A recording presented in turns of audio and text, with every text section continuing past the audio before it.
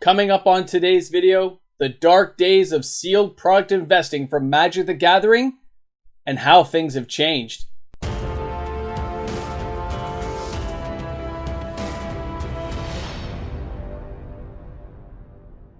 Welcome back, nachos and cheese lovers. Shop smart, shop S-Mart. It's MTG Moxman here. I hope everyone's having a fantastic day. Now, today's video talking about the sealed product market in Magic the Gathering.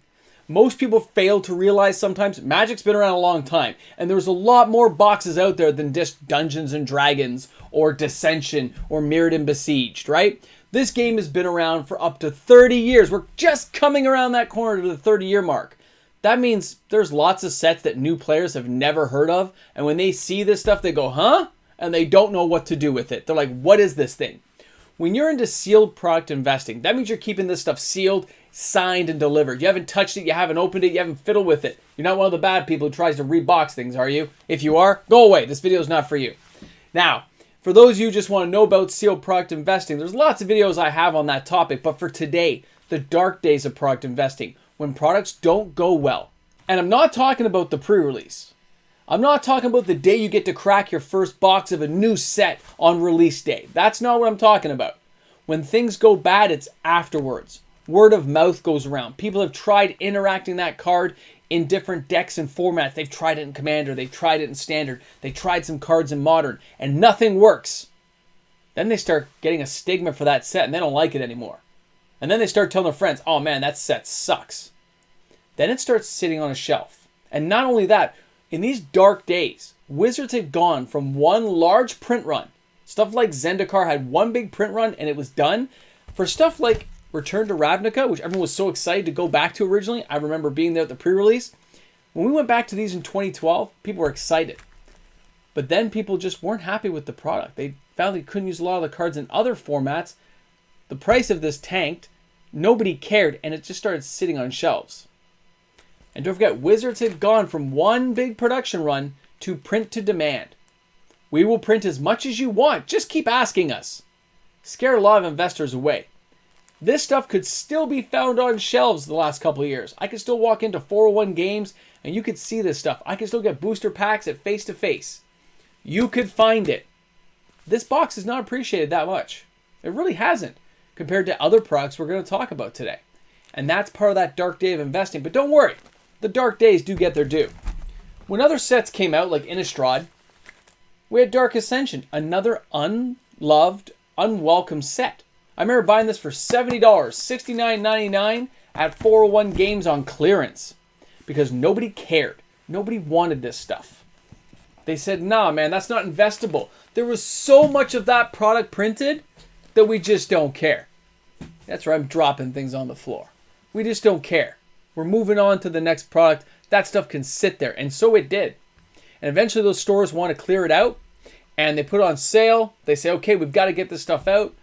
I remember getting Journey into Nyx for like $69 a box, which is like $52 American. It was crazy. Sometimes the deals you could find.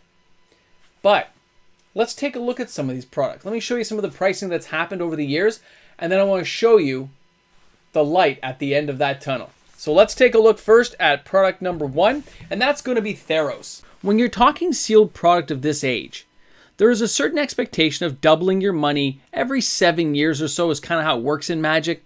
This product is just getting there now, and it's coming up on 9 years. At $100 back in 2013, and a lot of people did enjoy the product at pre-release. I remember I was thrilled.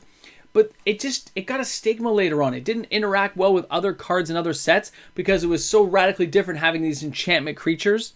It just didn't quite work for people. Now, at $220 Canadian in 2021, and it does have brisk sales now, people do buy the box, it really hasn't appreciated the way a lot of people thought it would. But that doesn't mean it's a bad box. It doesn't mean it's not investable like people thought back then. It just means it hasn't gotten that vintage yet that makes people want to have it. But let's take a look at another one. When you see Dragons of Tarkir, most people think of Khans of Tarkir and think fetch lands. But Dragons of Tarkir didn't have any. As the middle set, it had nothing that people really enjoyed. They enjoyed playing with the cards. But the actual set itself did not go over well for a lot of people playing this format at the time. I actually remember skipping this pre-release, and I wasn't that impressed with the cards. At $99 a box back then, the $100 mark, and then, of course, 220 Canadian now is what these things sell for. This product did get opened a lot. I remember seeing a lot of this stuff on store shelves and people sifting through the boxes. But it's funny how things just don't go the way people think they will. And then investors, again, get that stigma saying, no, it's a junk product. Don't buy it. Skip it. Let the store eat it. And then stores have to clean this out, put it on discount so it'll be bought by other people at some other point in time. Now, when we're talking Journey into Nyx, this set was actually pretty decent. I had a blast playing the third in that block, and there were some amazing creatures in the set. It was pretty cool. Now, the funny thing is, again, even with the god packs that they added to this set, which was all the gods you could get, this still did not sell well and had quite a stigma for a long time. I remember picking these boxes up for as cheap as $70 at face-to-face games on like their cheap Booster Box Tuesday, I think it was. Whatever it was back then at their old store here in Toronto. I look at this now and you see the low of 147 US. That's fine. I'm looking at Canadian prices. This thing sells for $200 Canadian now. That is still not a massive increase considering the age of this product. You know what, guys? I'm going to get you there. It's just taking a while because I want to show all this before we go to the end where you can see the light at the end of that tunnel. Born of the Gods, same thing. Look at this one. It's the middle set. Wasn't well liked. This is when Wizards was doing 3-block sets. Print to demand. This product's only selling for $150 Canadian now. Think about that. That is around the same regular price of a standard booster. That cannot hold. This price cannot stay this way because people will want higher prices for older boxes based sheerly on their age. Think about that. That's the one thing people are forgetting. This is how things started to change. When you see old boxes like this going for those prices. Dark Days, a lot of people still don't like all these products now. But they are old. They do have age to them. They're not just like, oh, it's just a bad product. No, it's a bad old product. Just like Fallen Empires, things age, they get vintage, and people do want to get their hands on some of this stuff. For Chaos Drafts, whatever. When you see Born of the Gods, 7-year-old product going for the same price as new product, that's when people take notice. And that's when old boxes start getting forced up in price. And it really changed right here. Dominaria 2018 epic goodness there with that beautiful white and blue box. This thing came out at $124.95. It's already at $300 Canadian a box, in most cases plus tax. This was the first time Wizards had messed up. And they did a short run. That's what I'm talking about. This is the first time Wizards made a short run when a product was popular and still in demand, and they just didn't know it. They weren't paying attention. They weren't keeping their hands on the wheel. They drifted a bit on the highway, and that caused, oh, sorry, we're done with this. And people were not happy. I remember seeing Rudy like, hey, I can't get any. I remember the video he did where he said, you can't get Dominaria. It's all gone. My distributors don't have any. That's what happens when it's short run and people expected it to be longer. Now, if Dominaria is already reaching $300 a box, it's going to go to $500. But what happens to the old boxes I showed you earlier in the video? There's been lots of bad Magic products that have gone up in value, and it stands to reason that those older boxes will start catching up a little bit faster now. They're going to gain steam because of the age behind them. They're still fun sets to play. But they didn't have Richard Garfield directing them. They didn't have the Saga cards inside. Or a Mox Amber. Or a Teferi, right? Hero of Dominaria. Karn, right? Think about the stuff that's in a set. These sets do have some pretty epic stuff. The dark days may be over for these old products. Because pay attention to this one. Here we go with Throne of Eldraine, guys. This box in 2020 was $109.95. It's now $160 a year later. Because they did what? That's right, they short run the product. When Wizards short runs and says we're done, the taps are turned off, people know it's over. And then they start to invest. But they still kind of like the product to begin with. And when you put it on sale like that, they grab a chunk of it and they hold on to it. But it's not just Throne of Eldraine. They did the same thing with Theros Beyond Death. It is already almost where the other Theros is, the OG original. So how can this box stay there where an older box that's almost 10 years behind it hasn't caught up yet?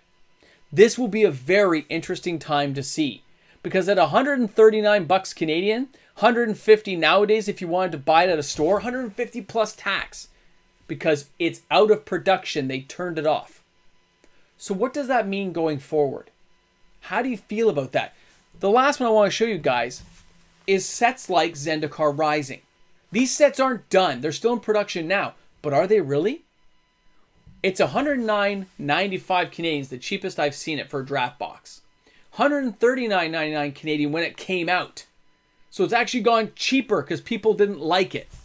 If you're one of those people who know there's the cool promo pack inside and you get all the static and it's got Omnath and it's got Nissa and there's stuff you like in there, and you held on to that, and you've opened those, and we got Pathways in there, how is that box going to do if it gets put out of production early? I think Kaldheim could go the same way. I think we're going to see that dark days of collecting kind of see a light at the end of the tunnel when this is all said and done. Older products will advance in age, but will catch up faster because newer products that got turned off, the taps got shut off on them, are ramping up that much quicker. It can't stay as an imbalance.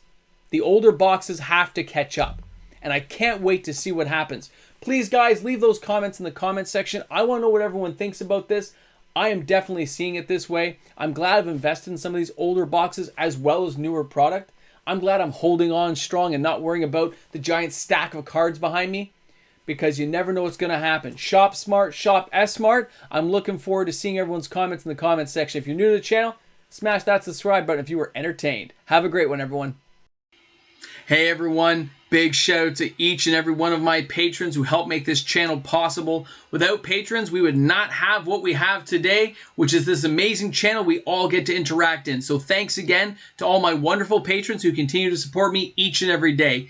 Thanks a lot, everyone. Hey, you guys still hanging out here? What are you doing? You're just chilling out at the end of the video? I know. Let's just... there we go. We threw that in there so you guys will know what's going on. You're at the end of the video. You pay attention to this stuff. It could be rewarding. It might just be something that says, oh, later on. You never know. 10K is a very distant dream, but it's still a dream I like to think about. Thanks a lot, guys. Have a great day today. You rock. You do. It's okay. You do. Don't throw a rock. I mean, you rock like you're good people. Good people.